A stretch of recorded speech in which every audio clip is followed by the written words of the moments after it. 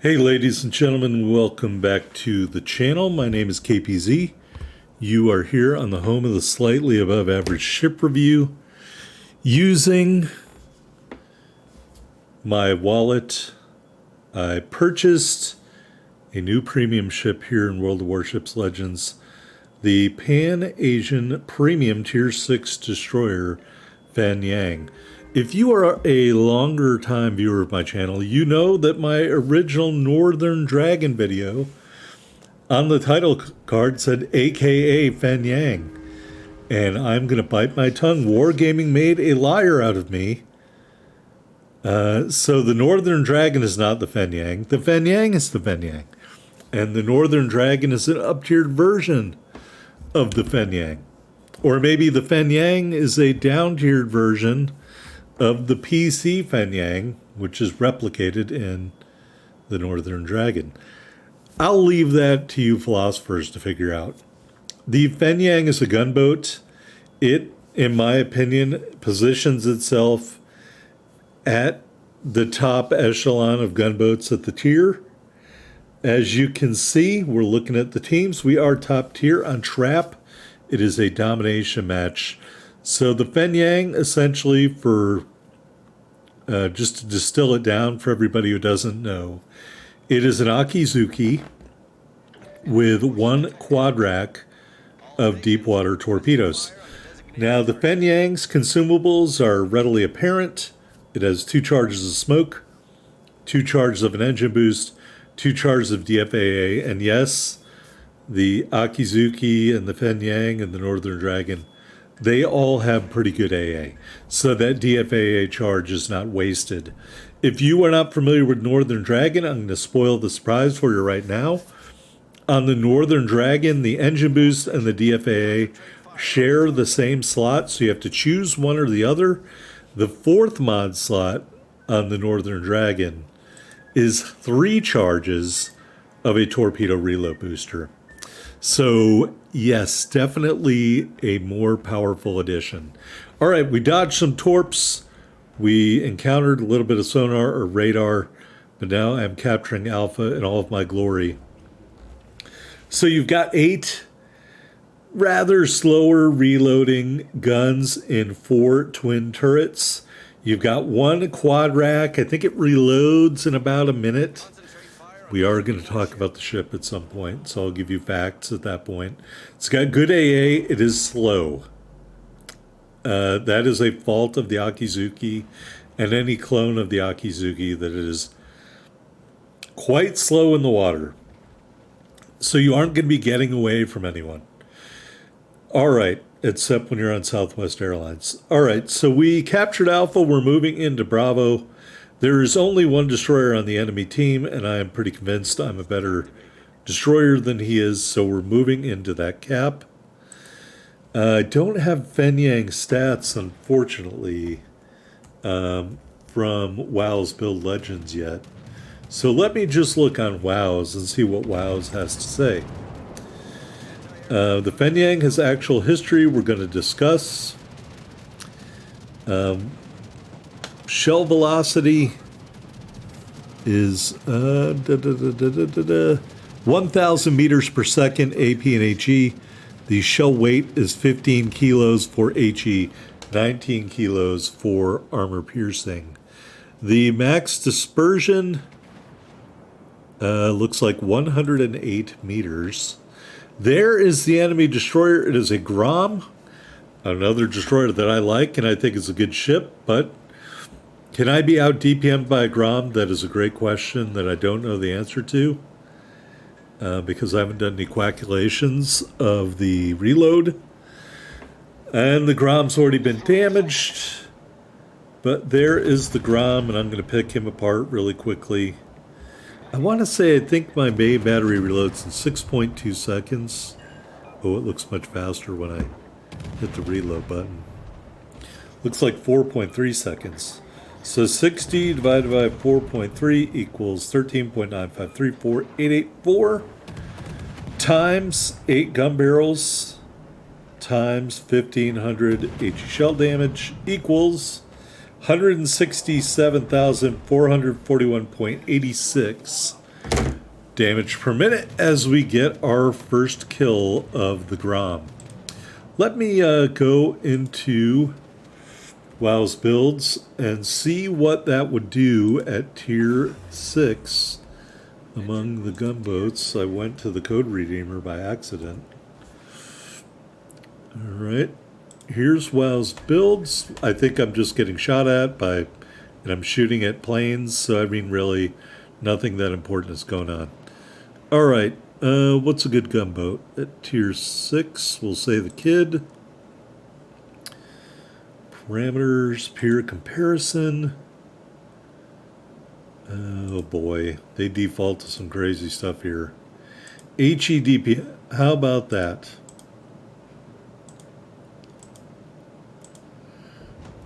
Alright, the number one ship is the Benson at 190k.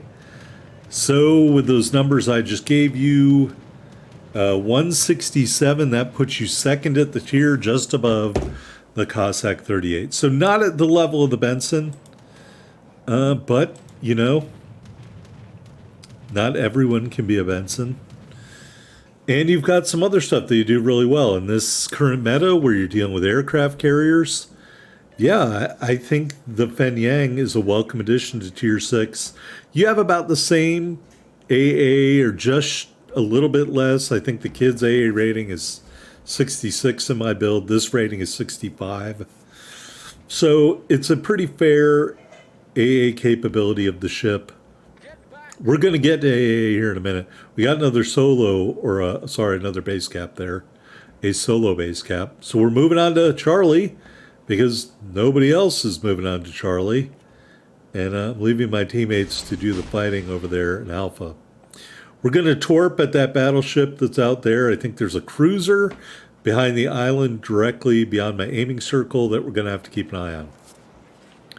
All right, while we do that, now it's time for the real history of this destroyer, originally commissioned as Yoizuki, or Evening Moon. It was an Akizuki-class destroyer of the Imperial Japanese Navy. Her name really means moon visible as day joins evening.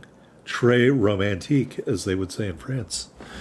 Commissioned too late to see action in World War II, following the war, handed over to the Republic of China and renamed Fenyang. Akizuki-class ships were originally designed as anti-aircraft escorts for carrier battle groups, but were modified with torpedo tubes and depth charges. That's why it has such good AA. However, it's slow as shit. Their range is calculated at 33 knots with 52,000 shaft horsepower. And the fuel oil would give them a range of 15,400 kilometers at 18 knots. So about half as fast as you're going normally. Oh, look, a cruiser. A Nuremberg. He tried to torp me. That is adorable. He's got me spotted, but here is where a damaged cruiser and the fire capabilities of the Fenyang team up to get our second kill. And we're still safely, for the most part, in the smokescreen. And we've got about a little bit more than a third of our health left. So I was willing to make that trade and kill the enemy cruiser because he was very low health.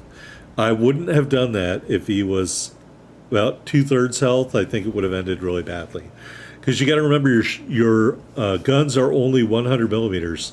So it's going to have the pen of a wet noodle. All right, back to the construction of the Akizuki, dual-purpose main battery, blah, blah, blah, blah, blah, blah, blah. 41 Type 96 25 millimeter AA guns and seven triple mounts and 20 single mounts. So that's why this thing throws up a lot of AA. Blah, blah, blah, blah, blah. Scrapped in 1963. Sorry to see you go, Fenyang. Although I'm not sure what you did, other than transporting people around. All right, but it's a fun addition at Tier 6. You know, when you're talking about gunboats, obviously Benson Kid's got heels. You know, you could throw in Les Terrible there. But You know, then you've got the pan-European ones, Orkin. I wouldn't consider the Oland as much of a gunboat, although I think its DPM is similar. So very similar to all those. And so you have to wonder why the Benson has such clearly superior HE DPM to everybody else. I would be interested in hearing the thought behind that. Because we don't have any heals here, although you do have AA. All right, so we're getting into the ending portion of the match. Not really, but the portion where there aren't a lot of enemies left to kill. And so I'm going to go torpedo hunting now that I've captured Charlie for our second base cap. We've got a Leon. We've got another ship out there and maybe an aircraft carrier that we probably won't have time to get to. So I really enjoy the Fenyang. I think if you're a gunboat aficionado, you will really enjoy the Fenyang. If you are an Asian destroyer aficionado, or as my friend Hank Hill would say, so are you Chinese or Japanese? The answer is both if you are using this destroyer. We're going to torp out at Normandy. Here come the planes. Here is where you will see the some of the AA prowess of the Fenyang. Unfortunately, I blew my second DFAA charge, and now I won't have any left. But we did torp around the corner of the island, and I am hopeful that those are going to do their work. And they do their work. Devastating strike, kill number 3. If that first cap had only been a solo base cap, we would be in line for a hat trick in the Fenyang, but we are not because it was an assisted base cap. So I guess I'm out of luck there. All right, we're going to keep maneuvering out here. I'm expecting to be spotted as I dodge some torpedoes inadvertently. We are spotted. There is the Leon. I'm just going to send some torps that way and hope that it all works out for the best. And I'm also going to start shelling the Leon. And we set him on fire, and there is the Vesser. Well, let me get right over there, Mr. Vesser. I suppose I could have tried, pardon me, to keep killing Leon, but I will settle for continuing to shell Leon, hoping to set Leon on fire until the point comes where I can no longer afford to do that. And we take a little bit of damage there. Looks like he's turning back towards my torpedoes, but they are too far along and they are all going to miss, unfortunately for me. And now, because I've got incoming aircraft planes and I have to dodge torpedoes, I have to put my attention solely on the Vesser. And I don't know if you've ever seen a famous video on True TV. I think I've talked about it before, which means I really like it. It's a guy on an elephant, and like a female lion or a tiger is like coming through the elephant grass and going to attack him, and he goes way too soon.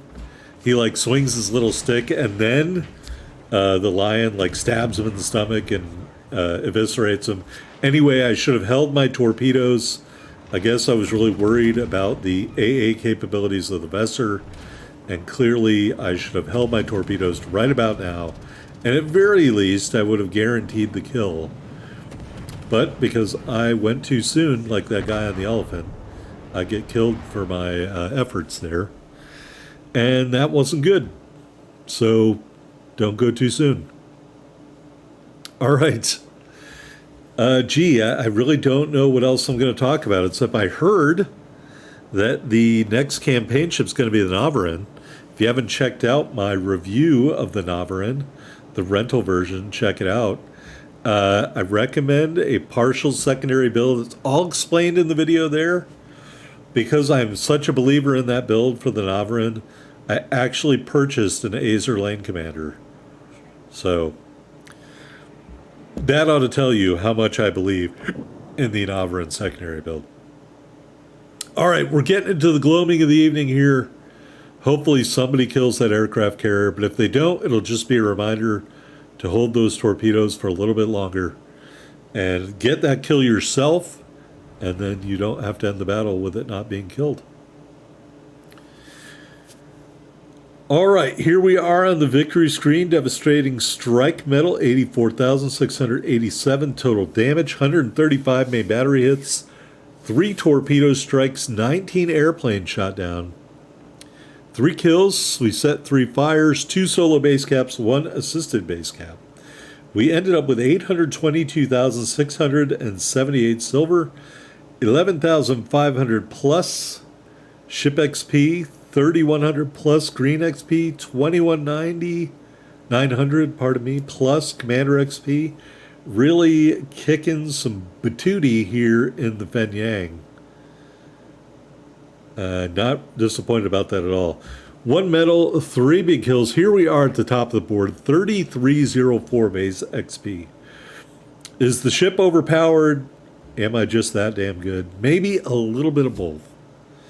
And if I'd killed that vessel, I probably would have had 3,500 plus. So may that be a lesson to me and you in this video. All right, let's go back into the port and take a look at the ship. Yes, yes. Oh, milestones. Sorry, I don't think I'm buying that campaign. All right, upgrades. Aiming system mod 1, it's a must with 8 gun barrels. Propulsion mod 2, which you need because you are very slow. And concealment system mod 1, which you need because you will be dead without it. Taking a look at the consumables. 2 charges of the smoke generator, 2 charges of the engine boost, 2 charges of the defensive AA fire. We were running every epic flag and the rare battle booster for movement speed and cooldown time. And we've got this Type 9 permanent camouflage and the Crimson Fleet flag. 21,600 hit points with our build. We've got those 4 twin 100 millimeter turrets, 10.6 kilometer firing range, 5.2 second reload, felt much faster than that. 11.3 second turn time, HE shells 1500 damage with a 8% fire chance. AP shells 1900 max damage. Torpedoes, 1 quad launcher, the max damage is 21,390. 12 kilometer range, 67 knots, detectability 1,000 meters. I'm recalculating my DPM here. AA defense, you can see the main battery is dual purpose, and that is the best part of your AA. Recalculated DPM 138,461 based on those stats there. So not as good as all those other things I said about it, but still very effective. Slow, terrible rudder shift, just 5 seconds. Bad turning circle. You're not maneuverable. Keep that in mind. And concealment. 5.1 on the surface, 2.9 from the air, 2.1 when firing from a smokescreen. All right, into the stats. We played 8 matches in the Fenyang. We won 7 of them. Main battery accuracy 60%, torpedo accuracy 10%. 70% of our kills are with the main guns. Average ships destroyed per match 1.3. Average damage per battle 44k. The game you just saw was our best game. And clearly, I think in a match that favors the Fenyang, like this one, top tier aircraft carrier, just 1 other destroyer, you can get some good stuff going on. All right. Fully maxed out Sajin Bing tin opener. Increases the minimum ricochet angle or maybe decreases it. Sims and Eric Bay as our inspirations. Observant Rage in row 1. Look at me now in row 2. I wouldn't blame you if you use Twist and Track, but I prefer Perceptive at this point based on the incoming damage reduction. And the unique skill in row 4, Knuckle Duster, which really doesn't hamper the torpedo damage of this destroyer at all, so why wouldn't you try to use it? Makes your torps even stealthier. Unstoppable is our legendary skill. That's the Fenyang. Like, comment, subscribe down below. See you next time.